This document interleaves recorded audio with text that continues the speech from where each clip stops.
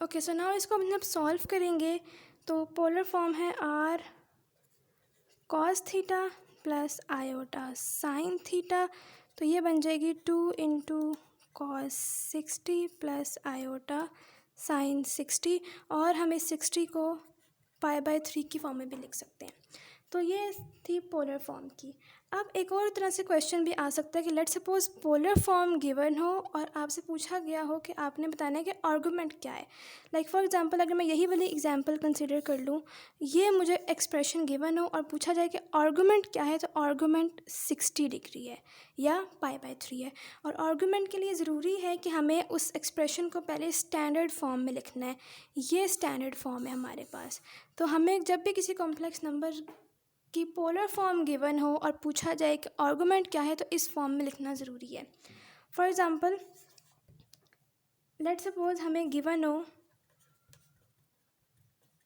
ये एक्सप्रेशन और पूछा जाए कि इस एक्सप्रेशन में आर्गूमेंट क्या है, तो सबसे पहले देखने में लगता है कि थीटा आर्गूमेंट होगा, लेकिन थीटा आर्गूमेंट नहीं है। क्यों? क्योंकि ये स्टैंडर्ड फॉर्म में नहीं है। स्टैंडर्ड फॉर्म में आयोटा साइन थीटा से पहले हमारे पास पॉजिटिव साइन होता है। इसको पहले स्टैंडर्ड फॉर्म में लेकर आना है।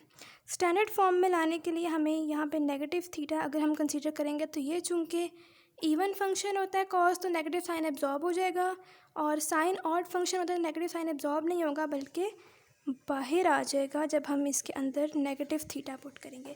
तो ये इसकी स्टैंडर्ड फॉर्म बन गई। अब अगर यहाँ से देखें तो इसका आर्गूमेंट क्या बनता है, minus theta. So argument is equals to minus theta. तो जब भी किसी भी एक्सप्रेशन में ये पूछा जाए कि आपने उसका आर्गूमेंट बताना है, तो उसके लिए उसको सबसे पहले स्टैंडर्ड फॉर्म में लेकर आना ज़रूरी होता है।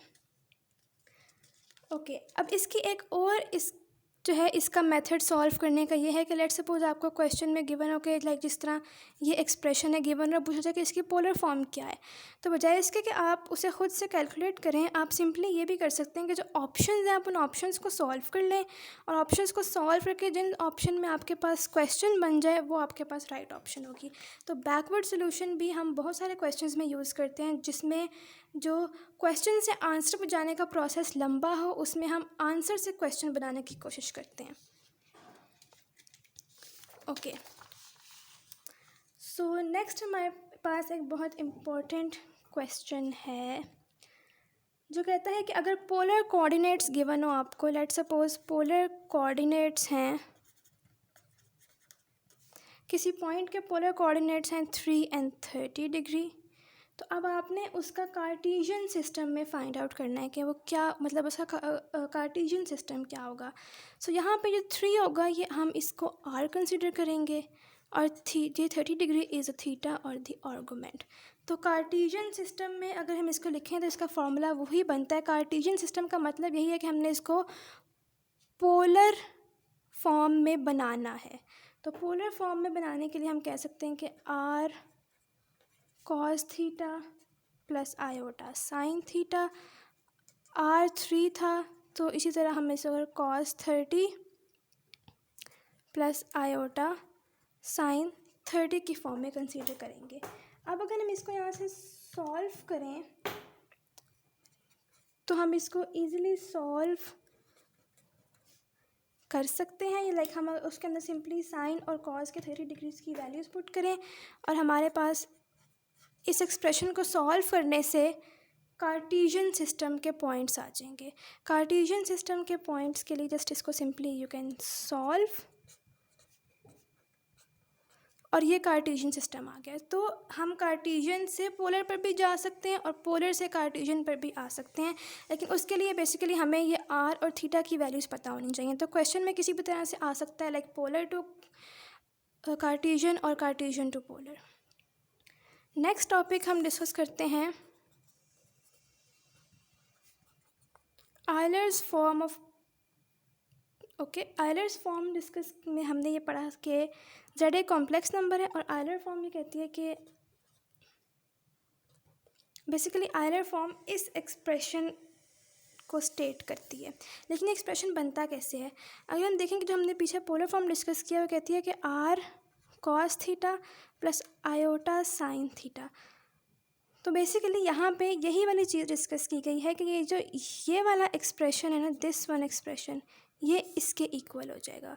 तो अगर हम इसको दूसरी फॉर्म में लिखें तो यानी कि इन दो इक्वेशंस को अगर हम इक्वेट करें तो यहाँ से हमें ये पता लगता है कि ई with raised to power iota theta will be equals to cos theta plus iota sin theta, right.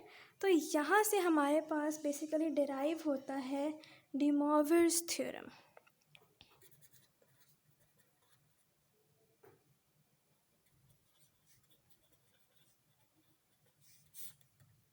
De Moivre's theorem इस फॉर्मूला से हमने डिराइव किया है, और De Moivre's थ्योरम की जो स्टेटमेंट है हमारे पास वो ये कहती है कि cos of theta plus minus iota sine theta raise to power n, यानी कि कोई भी पावर होगी, that will be equals to cos n of theta plus minus iota sine n of theta. Like simply इस power को आपने multiply करना है एंगल्स के साथ, तो ये De Moivre's थ्योरम बन जाएगा। लेट्स सपोज एक क्वेश्चन गिवन है आपको, cos of 60 degree plus iota sine 60 degree का स्क्वायर, और नीचे गिवन है cos 30 degree plus iota sine 30 degree. अब इस क्वेश्चन को सॉल्व करने के लिए हमें De Moivre's थ्योरम की कुछ प्रॉपर्टीज़ को पढ़ना पड़ेगा। तो पहले हम De Moivre's थ्योरम की कुछ प्रॉपर्टीज़ डिस्कस कर लेते हैं, उसके बाद हम ये वाला क्वेश्चन सॉल्व कर सकते हैं। De Moivre's थ्योरम की एक सबसे जो पहली प्रॉपर्टी ये है, वो कहते हैं कि अगर आपके पास ये एक कॉम्प्लेक्स नंबर है, मैं इसको आगे डिस्कस कर लेती हूँ।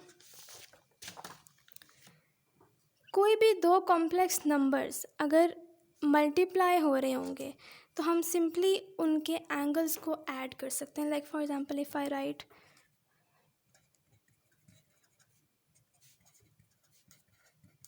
अब मैं इस एक्सप्रेशन को एक्सप्लेन करती हूँ। CIS is basically cause of theta plus iota sine theta, ये चीज़ जो है ये CIS है।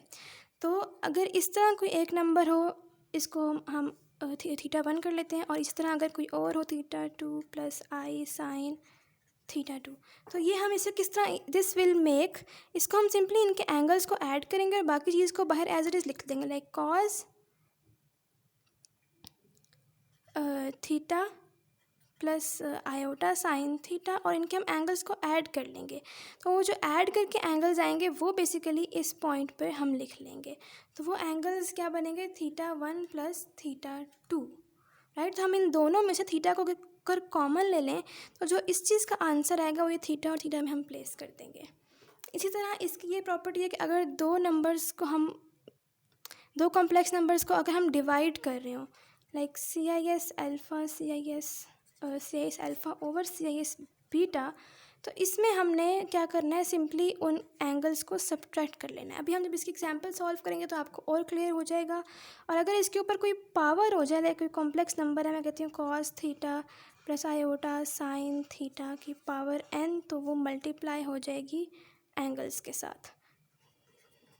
वही De Moivre's थ्योरम वाली बात, ठीक है। तो अब मैं एक एग्जांपल डिस्कस करती हूँ जो मैंने आपको बताई थी पहले।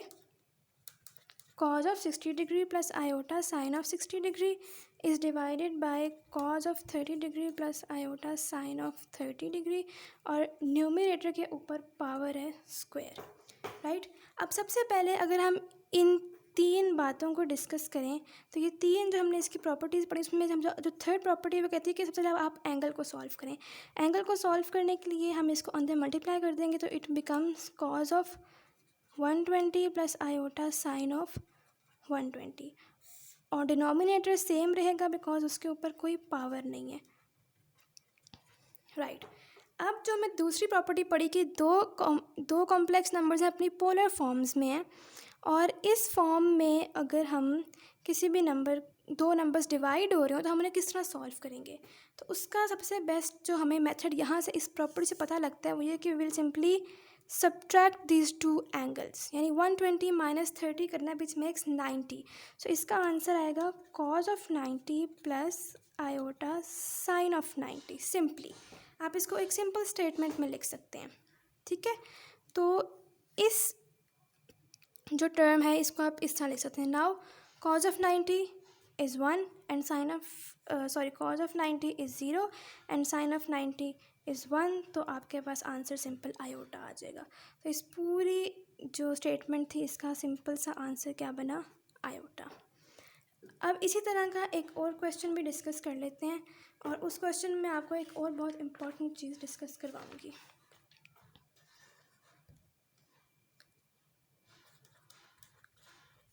Cos of 60 minus iota sine of 60 degree is being divided by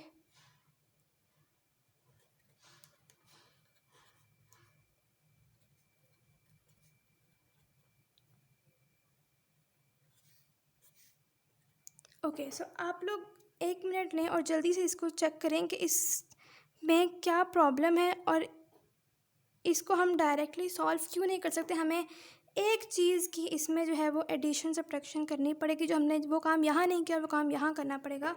उस चीज़ को चेक करते हैं।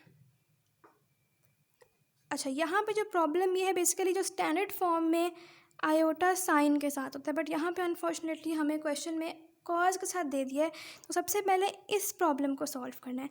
इसको सॉल्व करने के लिए आप डिनोमिनेटर में मल्टीप्लाई और डिवाइड कर लें आयोटा पावर 4 से।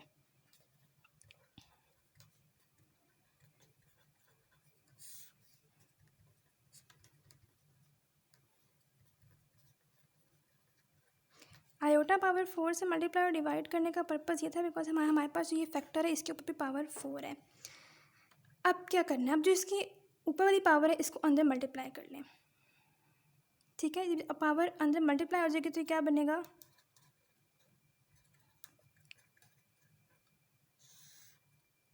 ये अंदर जाके iota square cause of 30 degree हो जाएगा माइनस आयोटा साइन 30 डिग्री।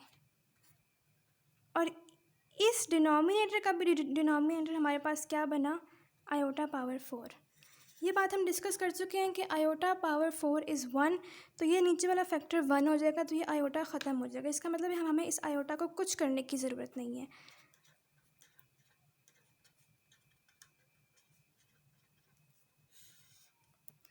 ये जो आयोटा स्क्वायर है ये बन जाएगा -1।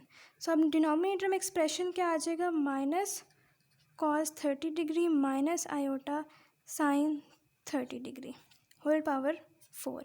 स्टिल अभी भी एक प्रॉब्लम है कि ये स्टिल स्टैंडर्ड फॉर्म में नहीं है। क्यों, क्योंकि यहाँ नेगेटिव साइन है, हमें कॉज के साथ नेगेटिव साइन नहीं चाहिए होता है, साइन के साथ बेशक नेगेटिव आ जाए कोई प्रॉब्लम नहीं है। अब इसको पॉजिटिव करने के लिए हम इन दोनों में से -1 को कॉमन कर लेते हैं।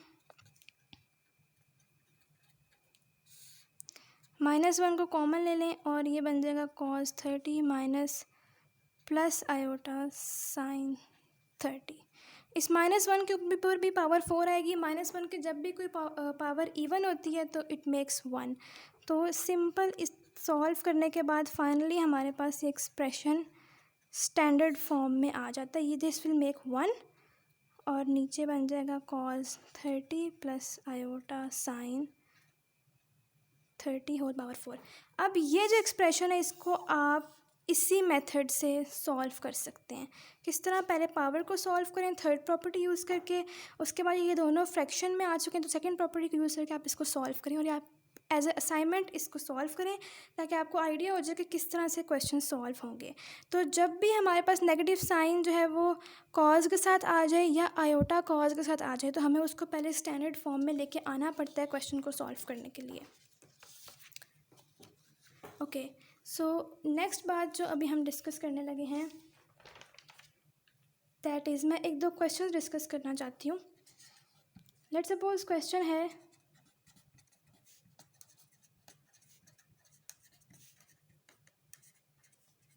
दिस इज़ अ क्वेश्चन, आपसे पूछा गया कि इज़ इट ट्रू और फॉल्स कि z मॉडुलस इक्वल्स टू 1 अगर हम सब सपोज़ करें तो क्या ये एक सर्कल को रिप्रेजेंट करता है या नहीं। तो इसके लिए हम क्या करेंगे, we know z modulus equals to 1। अच्छा, अगर हम दोनों तरफ स्क्वायर ले लेते हैं तो 1 का स्क्वायर 1 ही रहेगा, तो it will make z modulus equals to 1। z modulus का स्क्वायर हमने लास्ट टाइम पढ़ा था कि ये एक प्रॉपर्टी है कि z into z conjugate is equals to z modulus का स्क्वायर। तो इस प्रॉपर्टी को यूज़ कर लेते हैं। इसका मतलब है कि हम इसको यहाँ पे सब्स्टिट्यूट कर सकते हैं। z dot Z bar equals to 1। z dot Z bar का मतलब ये कि एक कॉम्प्लेक्स नंबर के साथ उसका कॉन्जुगेट है। तो कोई भी एक कॉम्प्लेक्स नंबर सपोज कर लिया और उसका कॉन्जुगेट क्या था कि आयोटा वाले पार्ट का साइन चेंज करना है, लाइक दिस। नाउ अगर हम इस पूरे का स्क्वायर ले लें, लाइक ये हमारे पास एक प्रॉपर्टी बन रही है कि a plus b into a minus b. We know that a plus b into a minus b is a square minus b square. अगर हम इसको x square minus y iota square equals to 1 consider कर लें और x square minus ये बन जाएगा y square into -1 because iota square is -1। So this makes x square plus y square equals to 1, जिसका मतलब है कि ये स्टेटमेंट ट्रू होगी क्योंकि ये सर्कल की इक्वेशन बन गई है और इस सर्कल का रेडियस जो है 1 है। दिस मीन्स के z is equals to 1 represents a unit circle, जो कि सर्कल है, तो ये ऑप्शन ट्रू है। एक और बात हमने लास्ट टाइम डिस्कस की थी, ट्रायंगुलर इनइक्वालिटी। तो ट्रायंगुलर इनइक्वालिटी की मैं आपको एक प्रॉब्लम और सॉल्व करवाना चाहूँगी। This was the expression of the triangular inequality. ये एक्सप्रेशन है। अब बेसिकली इस एक्सप्रेशन में होता क्या है कि okay, so it's like this. So basically ये इनइक्वालिटी आई कहाँ से? ये इसका जो पीछे जो बैकग्राउंड है वो ट्रायंगल से आया है, बिकॉज ट्रायंगल के दो थ्योरम्स हैं कि कोई भी तीन जो साइड्स हैं वो आपके पास ट्रायंगल कब बनाती हैं। तो उसकी दो प्रॉपर्टीज़ हैं। पहली प्रॉपर्टी ये कहती है कि sum of any two sides of a triangle should be greater than the third side, right? Sum of two sides should be greater than the third side. और दूसरी प्रॉपर्टी ये कहती है कि difference of any two sides should be less than the third side. तो उस property से हमने ये बेसिकली ट्रायंगुलर इनइक्वालिटी निकाली है। और ट्रायंगुलर इनइक्वालिटी में क्वेश्चंस इस तरह के आते हैं कि लेट्स सपोज उन्होंने आपको दो कॉम्प्लेक्स नंबर्स दिए हुए हैं और उन्होंने कहा है कि इन दो कॉम्प्लेक्स नंबर्स का जब आप सम लें और उसका मॉडुलस लें तो उसकी मिनिमम वैल्यू क्या आएगी। तो ये वाली हमेशा मिनिमम वैल्यू होती है और ये वाली मैक्सिमम वैल्यू होती है। तो जब भी मिनिमम को हमने कैलकुलेट करना है तो इस एक्सप्रेशन को सॉल्व करना है, और जब मैक्स को कैलकुलेट करना है तो इस एक्सप्रेशन को सॉल्व करना है। सिमिलरली एक और तरह से भी क्वेश्चन आ सकता है, और वो क्वेश्चन इस तरह से आ सकता है कि लेट्स सपोज उन्होंने आपको कोई सी भी 4 ऑप्शंस दी हुई हैं और उसमें उन्होंने आपको डिफरेंट मेजरमेंट्स दी हुई हैं ट्रायंगल की, और पूछा ये है कि which of the following 3 sides make a triangle. उसके लिए आपने क्या करना है, लेट्स सपोज हमें साइड्स दी हुई हैं 3, 4, 5। ये ऑप्शन नंबर ए है, तो हम ऑप्शन नंबर ए को चेक करते हैं कि 3, 4, 5 क्या हमारे पास ट्रायंगल की साइड्स बनती हैं या नहीं। उसके लिए क्या है कि 3 + 4 करना है, ग्रेटर देन 5 आता है, ओके। 4 + 5 इज़ ग्रेटर देन 3, ठीक है। एंड 5 + 3 इज़ ग्रेटर देन 4, ये पार्ट भी ठीक है। पहली प्रॉपर्टी सेटिस्फाई हो गई। दूसरी प्रॉपर्टी थी कि इनका डिफरेंस देखना है, और डिफरेंस का मॉड देखना है, बिकॉज हमारे पास डिस्टेंस नेगेटिव नहीं होता, इसलिए हम दो डिस्टेंसेस का डिफरेंस लेंगे तो वो भी नेगेटिव नहीं आएगा। This should be less then 5, is it? Yes. Similarly 4 - 5 should be less than 3, okay, and then 5 - 3 should be less than 4.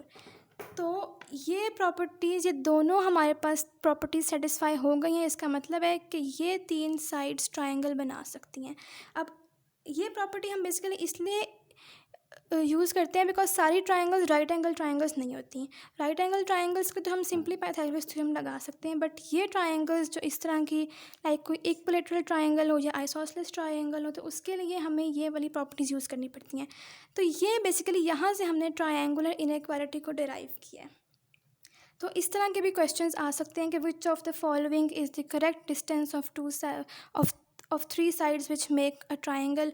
तो उन्हें हम इस तरह से सॉल्व करेंगे। लेट्स सपोज एक और क्वेश्चन है, स्क्वायर रूट ऑफ 2 - 2√3 आयोटा। अब इसका स्क्वायर रूट लेना बहुत मुश्किल है, लेकिन अगर इसके आगे 4 ऑप्शंस दी जाएं तो उन 4 ऑप्शंस में से आप स्क्वायर कर सकते हैं। तो इस तरह के क्वेश्चंस जो बेसिकली क्वेश्चन से आंसर पर जाना मुश्किल हो, उसके लिए आंसर से क्वेश्चन पर आना ज़्यादा बेहतर होता है। इसकी कोई भी 4 ऑप्शंस होंगी, आप बारी बारी हर ऑप्शन का स्क्वायर करें। इस लाइक लेट सपोज मैं कहती हूँ कि यही जो एक एक्सप्रेशन है, ये एक ऑप्शन में हमारे पास गिवन। स्क्वायर लेना किस तरह है, 2 - 2 √3 आयोटा का स्क्वायर। इसका सिंपली आप स्क्वायर का फार्मूला ओपन कर लें, a² + b² - 2ab या a² + b² + 2ab। उस तरह इनके आप स्क्वायर्स का कैलकुलेट कर सकते हैं। तो जो भी 4 ऑप्शंस होंगी बारी बारी उनके स्क्वायर्स कैलकुलेट करें। तो उनके स्क्वायर्स कैलकुलेट करने के से आपके पास अगर ये आंसर आ जाता है तो इसका मतलब है कि इसका आप स्क्वायर रूट सॉल्व कर सकते हैं। ठीक है, तो ये हमने यहाँ तक बात कर ली। इसके अलावा इस टॉपिक से बेसिकली यही जो चीज़ें इंपॉर्टेंट हैं कि पोलर फॉर्म क्या है, कार्टेशियन फॉर्म क्या है, उसके बाद डी मॉर्फ्स थ्योरम है और ट्रायंगुलर इनइक्वालिटी है। सो इन्हीं से रेलेवेंट घुमा फिरा के क्वेश्चंस दिए जाते हैं। एक और क्वेश्चन को हम डिस्कस कर लेते हैं कि z⁴ कैलकुलेट करनी है और z की वैल्यू आपको 1 + √3 आयोटा गिवन है। अब इसको सॉल्व करने के लिए आप डायरेक्टली अगर फॉर्मूला लगाएं 4th पावर का तो बहुत लंबा हो जाएगा, लेंथी हो जाएगा और वो सबको याद भी नहीं होता। तो इसके लिए हम पोलर फॉर्म यूज़ करेंगे। बेसिकली हम डी मॉर्फ्स थ्योरम की एप्लीकेशन यहाँ पे करने लगे हैं।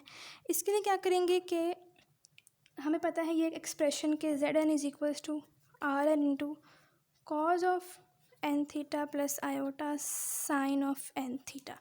इस फॉर्म में इसको लेके आने के लिए हम सबसे पहले r फाइंड आउट करेंगे। इस केस में r की वैल्यू 2 है और n हमारे पास 4 है, because we have to find z⁴ 2⁴। और एंगल हमारे पास अगर इसको सॉल्व करें तो बनता है 60 डिग्री। सो 60 डिग्री को if you multiply with 4 it makes 240 plus iota sign 240। इस एक्सप्रेशन को अगर हम सॉल्व कर लें तो we can easily find out the value of z⁴।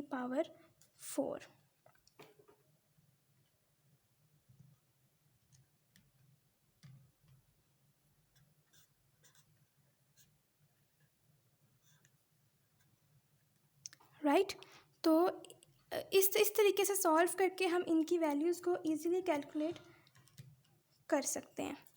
This is a simple expression. इस एक्सप्रेशन को अगर हम फर्दर सॉल्व करना शुरू करें तो इसको फर्दर सॉल्व करके हम वैल्यू कैलकुलेट कर सकते हैं किस चीज़ की, z⁴ की। सिमिलरली z⁵, z�6 इस तरह की और बड़ी से बड़ी पावर्स भी आ सकती हैं, लेकिन उसका सबसे बेस्ट सोल्यूशन यही मेथड है कि हम उसको डी मॉर्फ्स थ्योरम की एप्लीकेशन से लेकर चलें।